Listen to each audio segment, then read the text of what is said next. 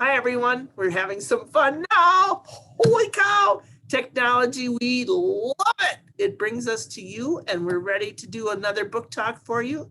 But before we do, Jan and Molly and I want to invite you down to the library because we are open for browsing. That means you can come in with a mask on and look for books, 30-minute minimum or 30-minute maximum. And I'm hoping that you come down and choose some of your own books. We've got lots of great new books to select from. And today we're going to talk about some of those new books right with you. So I'm going to share my screen. Here we go. And we will start talking about some books. So once again, we're from the Waupaca Public Library, downtown Waupaca. 107 South Main Street. If you haven't been here, it's time to come because we've got lots of great stuff. And today we're going to talk about 8 books, 1 graphic novel, historical fiction, 1 nonfiction, 3 realistic fiction, 1 adventure, 1 fantasy, and 1 science fiction. So we got quite the array for you. All of these books are available either through the public library by placing holds in InfoSoup, or if you are a Waupaca school person, you can place a hold using your Chromebook with your school librarian. The trick is we want you to return those books where you checked it out. So if you checked it out at school, please return it to school. If you checked it out at the public library, please check it out at the public library or check it in at the public library. All right, Molly, go. All right, White Bird is the newest book by R.J. Palacio, the author of Wonder. And this book is loosely tied into the Wonder books. If you have read Wonder or Augie and Me, the story is actually about Julian's grandmother. You don't have to have read those books, though. It just is this tiny little intro to it, and then it gets into the story of Sarah, who is Julian's grandmother. Sarah is living in France during the beginning of World War II. And when the Nazis occupied France, she was so thankful she lived on the free side. And life was mostly normal. It wasn't truly normal. There was Nazi flags going up and they were starting to feel less welcome, but she had this, imagination that it was still normal life. Well, her dad said, I want you to wear your winter boots to school every day. And she did, but then spring started coming and she missed her pretty shoes. And so one day she wore her pretty shoes to school instead. And that so happened to be the day that it was snowing late in spring, and the Nazis came to take all of the Jewish children out of her school. Thankfully, Sarah was able to get away with the help of someone she'd always called Torturo. Well, that's the French word for crab, and it was a poor young man who had polio and was disabled now. And the kids at school were not nice and called him names and didn't really treat him well. And this child who she'd really never paid attention to saved her and got her out of that school through a sewers and all the way out to a barn near his property. So the story is all about how Julian helped sneak Sarah out and then help her survive in this barn. Their neighbors were Nazi sympathizers. So they had to make sure the neighbors had no clue she was in that barn. There's bullies from their school that are, happy with the Nazis that bother Torturo some still, and just how Sarah clearly survives, because we know that she's Julian's grandma in the Wonder books, but how she gets through this terrible time in World War II as a Jewish girl living in France. It's a good book. I read it too. It's wonderful. Graphic novel. All right, so you may not know this, but one of the most popular requests we get is kids who are interested in the presidents. And they sometimes go through all of the presidents. They'll start at Washington and go all the way to Biden. They'll read about every single president. Another very popular series of nonfiction is those National Geographic Weird But True books. They're filled with facts, and they're easy to read. They're easy to remember. The facts are wonderful. While this book, Exploring the White House, is like a mashup between those 2 topics and series. It is filled with lots of great trivial information about what it's like to live and work in the White House. And there's a lot of things I didn't know and a lot of things that I had forgotten about. This picture here shows about how when the Obama family was moving in, the Bush kids came and showed them all the tricks of hiding and sliding down banisters and doing all sorts of fun stuff. So you get an idea of what it's like to live as a kid in the White House, but also if you had a job at the White House, what that would be like. And I always wondered, do they have to make their own beds? And who does the cooking? Because let's say someone really likes to cook. Now, for 4 years, do they never get to cook? That doesn't sound like much fun. And are there workplaces and places where they live so that they can be more like themselves that would have been at home? How many bathrooms does the White House have? And who has to clean them all? Holy cow. How do they get the grocery shopping done, right? I mean, all of this great information. There are about 450 people who are national park employees who work at the White House. And they've got some interesting names, like there's the chief usher. Wonder what they do. And then there are assistant ushers. I wonder why the chief needs a couple assistants. So there's all sorts of great things you can learn about. I also learned that the president and his family get a monthly bill for the food and drink that they do use, eat, drink, consume in a month. They get a monthly bill. And it wasn't always a bill that the president wanted to pay. So you'll have to read about that. The best stories come from the people who are right involved and working in the White House. So everything from how they move in, where they get to pick their art, how they use the outdoors, and the relationships that the people who work at the White House have with the first family. Wonderful, wonderful book. You will be wowing your family and friends with facts from this book for a very long time. Nonfiction, my favorite. Okay, the next book is The Only Black Girls in Town. Alberta and her dads live in this little small touristy town on the coast in California. And Alberta has her best friend Laramie, and they're happy. And Alberta is very happy to be living there because she loves surfing. She is a surfer, and Laramie also loves surfing. They share a lot of interests. They go to the ice cream parlor, they go surfing together, and they share secrets. Well, everything is going well, but there's one thing you have to know about Alberta, and that is that she is the only Black girl in that town. And you can imagine her excitement when she discovers that the people that bought the old bed and breakfast across the street from her house are Black. And she also discovers that there's a girl that's moving in there that's her age. So she's so excited. Now, Alberta is an outgoing, colorful, fun-loving, wanting to keep friends and make new friends. And she goes over to her new neighbor's house with the hopes of making friends. Well, she meets Edie, the girl that lives there. And if there could be a polar opposite of Alberta, it's Edie. Edie wants nothing to do with the beach. She hates living in California. Her parents, unfortunately, are going through a divorce, so that might account for some of her antisocial behavior, shall we say.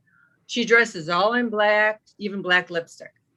Well, Alberta will not be swayed by this. She keeps trying to be really friendly, and she eventually does win her over. They find a lot of things in common, and she is able to bond with Edie in a way that she wasn't able to bond with Laramie. And they start doing things together, but she never leaves Laramie out. But Laramie starts to pal around with this very popular girl that is Alberta's tormentor.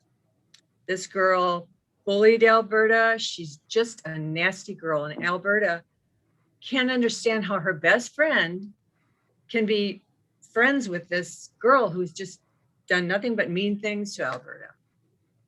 Well, Alberta is over helping Edie kind of clean the bed and breakfast with her mom, and they discover some journals that were written in the 1950s by a girl named Constance.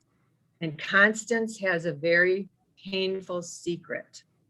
And these girls now are out to find out who Constance was, or maybe is, and what her painful secret was. This is a friendship story, but it's also got like that little bit of mystery, and it's very revealing about our country back in the 50s. Great friendship story. Wow. Makes me want to read that one. Good job.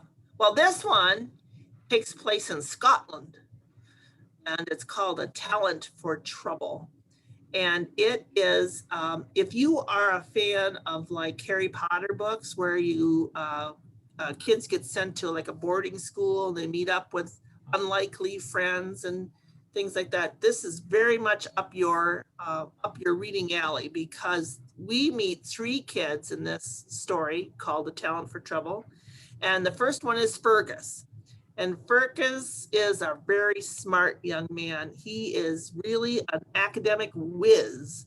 But his divorced parents refuse to show up for him, you know, and he just feels like he is stuck in the middle between his mom and dad, who cannot, for it, because they're divorced, cannot put their differences aside. And he feels really torn between those two. Another kid at this school is called Jesse. And Jesse is in the shadow of his brothers. His brothers, I kind of think of him as the Ron Weasley of the story. His brothers were always successful at the school, no matter what they tried to do. But Jesse, he's just not sure of himself. He hasn't been able to find his own way. He's always been living in the shadow of those older brothers. And then there's Alice. Alice is a very quiet and meek and timid girl. Her mom has died, and her dad is off working somewhere far away, and her aunt decides that she's going to send her to this boarding school to strengthen her up a little bit. So these 3 kids, Fergus, Jesse, and Alice, get sent to Stormy Loch, which is a boarding school in Scotland. And when they get there, all 3 of them have a little hard time fitting in, but when they find each other, they create a team for the school's annual orienteering field trip. So orienteering is like you read maps and you follow a compass, and the teachers have set aside several days for them to go on this trip, this hike and this place, and they have to find a geographical point on the island, and they have to prove that they've been there, and they have lots of troubles along the way. But right before they're about to head off on this orienteering field trip, Alice gets a package and a mysterious letter from her long lost dad, who says, "Hey, meet me on the island of Nish at this day at this time." Well, Nish is kind of close to where they have to be orienteering, but they would have to go off the scheduled path for the field trip, and they'd have to do it secretly, and 3 of them would have to work together to get off of one island and onto another.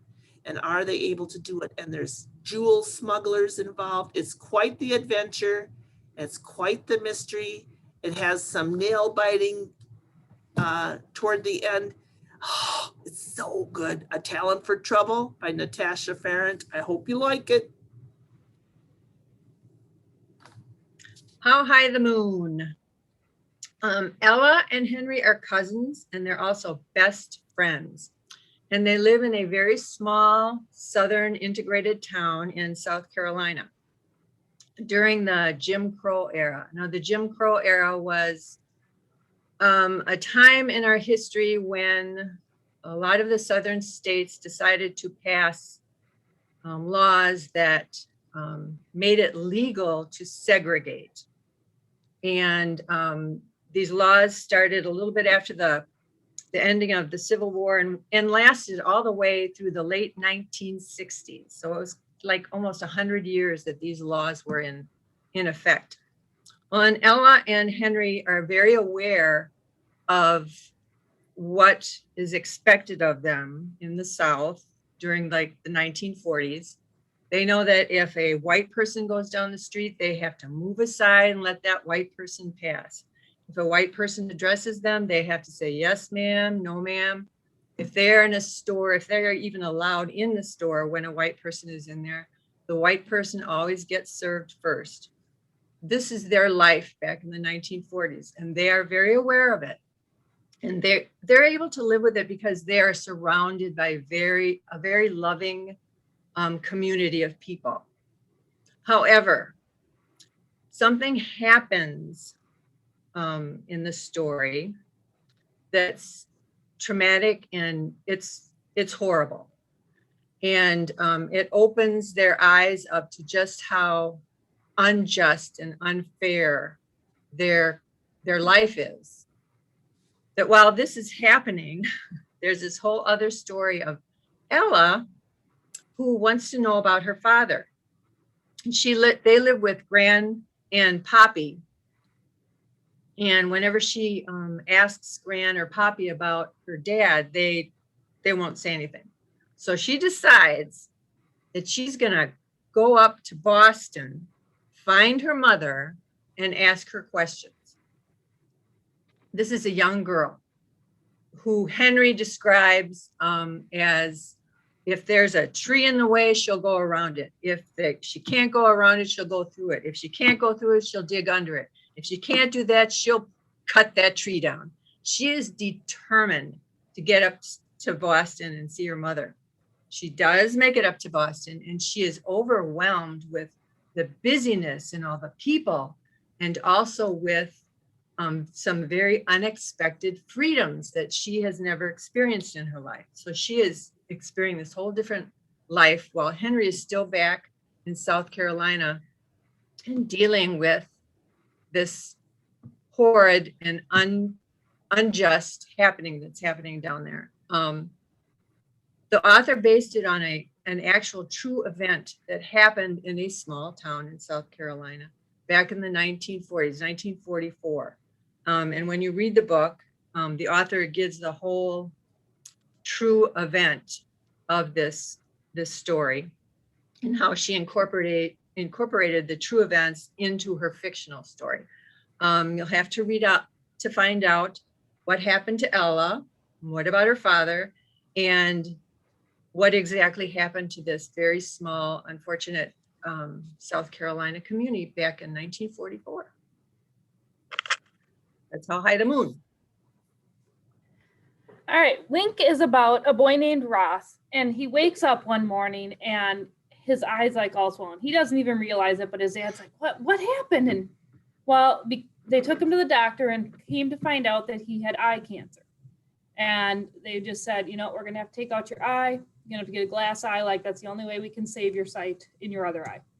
Well, after a few days, they figure out a better solution, and they implant. If you can see on his forehead, there's a little line. They put a little implant in to help direct radiation, and they're able to treat the cancer with radiation and not take his eye, but he will eventually go blind in that eye. So he starts this journey of trying to cure himself or get cured of cancer, and it's not pretty. His eyes pretty much squinted shut all the time. It's goopy, it's crusty, he's got greasy eye drops to put it on. Partway through, they tell him, oh, you got to protect your good eye from sunlight, so he has to wear a big cowboy hat all the time. It's just, makes the awkward middle school years even more awkward with having to deal with this cancer. And then, he has some issues with kids at school. They start spreading not so nice pictures, making fun of the poor little kid with cancer, and it's just not so great. But some good comes of he befriends an older gentleman that's got a similar radiation schedule. Every time they're waiting in the waiting room, they get to know each other. One of his radiation techs takes an interest in him and teaches him a new skill that helps him find friends he never thought he would have been friends with. He has one really good friend at school supporting him, and he has a hobby of drawing comics in the margins of his notebooks and stuff. So he has these great little adventures of Bat Pig, which you can see on the cover of that book is a picture of Bat Pig, his superhero he created. So it's just the adventure of Ross trying to survive cancer and the messy, awkward adventure getting there. And he does, the author uses a lot of those doodles and drawings throughout the book. Molly was showing us pictures earlier. Yeah, great survival story. Twilight Hauntings is the first book in a series of books by Angie Sage called The Enchanter's Child. And Angie Sage is a great fantasy writer. She hooks you right away. Well, in Twilight Hauntings, Alex, when she was an infant, was thrown by her father to a complete stranger's arms while he and his wife escaped to the city on a train. Well, years and years later, Alex is living with this woman that caught her and her children. Alex is caught playing with a set of cards that move magically under her touch. And Alex has always had these cards. She's never known how she got them. She doesn't understand why they move magically and why they can predict the future. And they predict the future in a very exact way. Well, she is caught by her, I'll call her her stepsister, because her stepsister wants to get in good with the authorities and wants to be known as an informer because magic has been banned in the cities. So the authorities are coming to get Alex and she escapes. And she barely gets out of the city when this gigantic hawk, and you see him on the front there, with a rider on its back, that's how big this hawk is, comes swooping down and tries to eliminate her. Well, she's able to evade the hawk and its rider just barely, and is able to hide for a while. But then at night, she is attacked by these deadly hauntings.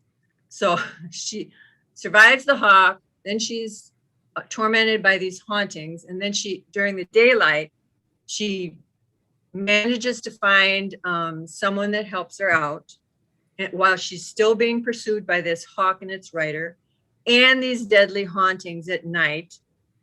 And she's on the run. She's trying to find out not only who she is and why she possesses these powers, but she's trying to get to safety. And one of the kind of ironic things about the story is that she is on the run and she meets somebody that would really be able to help her and answer a lot of questions.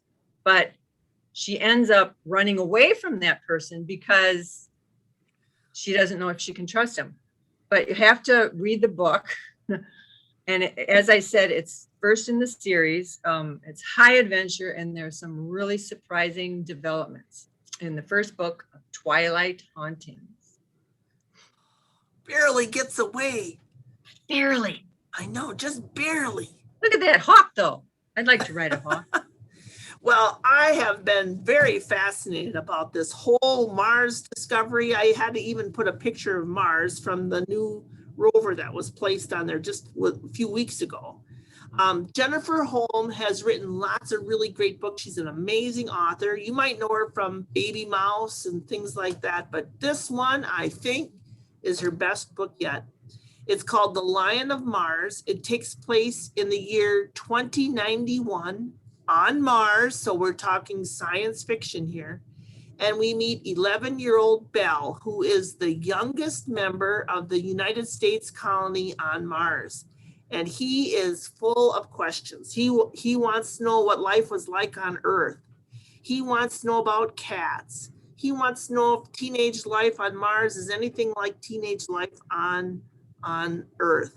And he also wants to know about how to make good friends. And he has a really good friend named Trey. And they would like to know about the other colonies, not just the US colony, but the other colonies that are on Mars. So what we're learning is that lots of countries went to Mars and created these colonies. But when the Americans made their colony, they made it a law that when an adult went to Mars, they had to bring along an orphan child. And Belle is one of these orphans that has created a Mars family on Mars. And they're told they can't have any other contact with any other colony on Mars. They have to stick to themselves. And they don't know. They haven't been given any real reasons why it's so dangerous out there. And then a mysterious illness hits all the adults. And Belle and Trey and the other kids are forced to take charge and make some really important decisions. What I like about Holmes' story is that no matter where you live, whether it's on Earth or on Mars or whatever, it all talks about being human. It's not where we live. We're all still human. We still have fears. We still have desires. We still have longings to know the reason about things.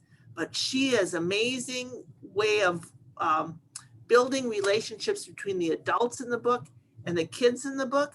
But the kids, man, they rule this one. I'm not worried about moving to Mars once I know kids are going to be in charge. Woo-hoo. So The Lion of Mars, I love it. It's her best book yet. So those are our 8 books. Here's some information about our library. We're open 6 days a week. Most nights until 8 o'clock. Fridays we close at 6, but we still have curbside. If your family's still not comfortable coming in, we get it. We'll do some curbside, get some things ready for you. We're excited to see you. We want you to explore all the great books we have at the library, and we're delighted that that you are here with us for this book talk. There we go. There we are again. I tried to make the screen go away so that you could see our faces so we could all say goodbye. Bye. See you at the library. All right.